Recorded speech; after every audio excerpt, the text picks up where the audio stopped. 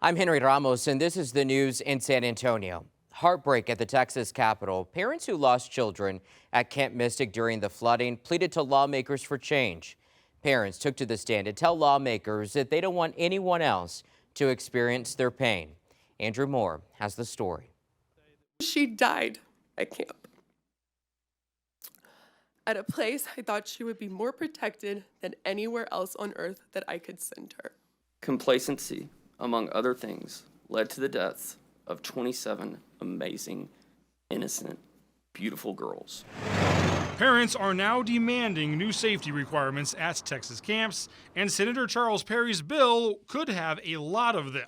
Had the requirements of SB 1 been in place the night of July 4th, I have no doubt that some lives, if not all lives, would have been saved. Among those requirements, the bill would require camps to have an emergency plan and an emergency preparedness coordinator, and the camp would need to get that plan approved by the state. Camps would also be required to have working internet connections to get alerts and communicate, and they would be required to have operable weather alert radios in each cabin to ensure those camps would see National Weather Service alerts. Additionally, if the Weather Service put out a flood warning, camps would then be required to move kids to higher ground right away. And finally, the current bill says youth camps may not have cabins in a 100-year flood plain. Perry said today those will be strict requirements and there will be no waivers or way around them. If you're a camp owner, don't come to the state seeking waivers. You're not going to get them. And if you go to the feds to try to work around the state, we've allowed for that in this bill. You're not going to get out of them. You're going to do them or you're going to close down. It's that simple.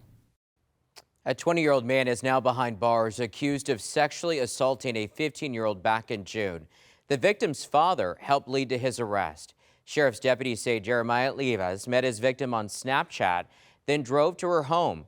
Deputies are accusing him of sexually assaulting the girl in his car. Investigators say the girl's father confronted the suspect when he tried to drive away and snapped a photo of his license plate.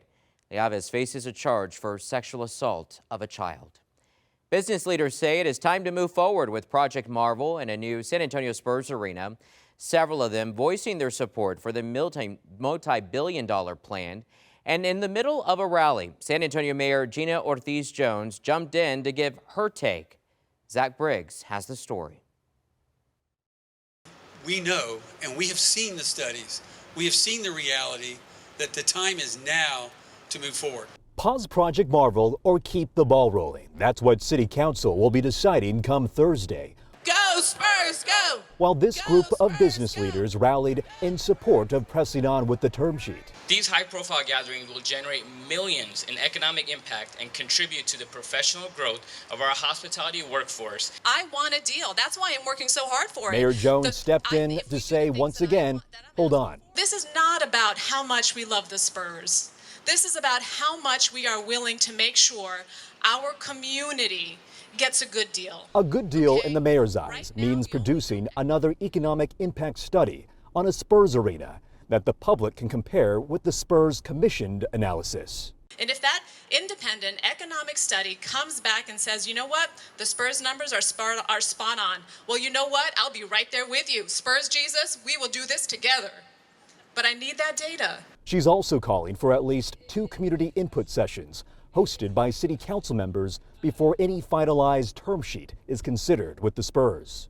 Jones all about getting to the bottom of a definitive funding structure, especially with the city, which is on the hook to supplement $489 million for the arena. Let's talk about the data and get their feedback on the term sheet.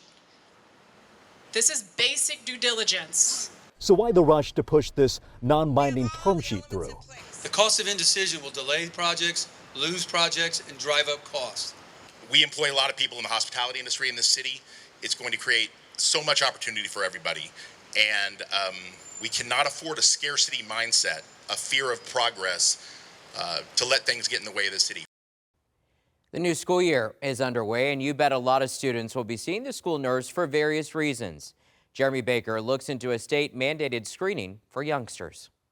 That screening is for scoliosis, a condition involving the curvature of the spine instead of a straight line. The effects can range from mild discomfort to a lot of pain, and in extreme cases, it can impact your organ function. It's fairly common. It's very uncommon that patients have to have surgery for it, but it is something that we see in our clinics pretty frequently. Other symptoms of scoliosis include back pain, difficulty standing upright, shoulder blade prominence, breathing difficulties, and fatigue.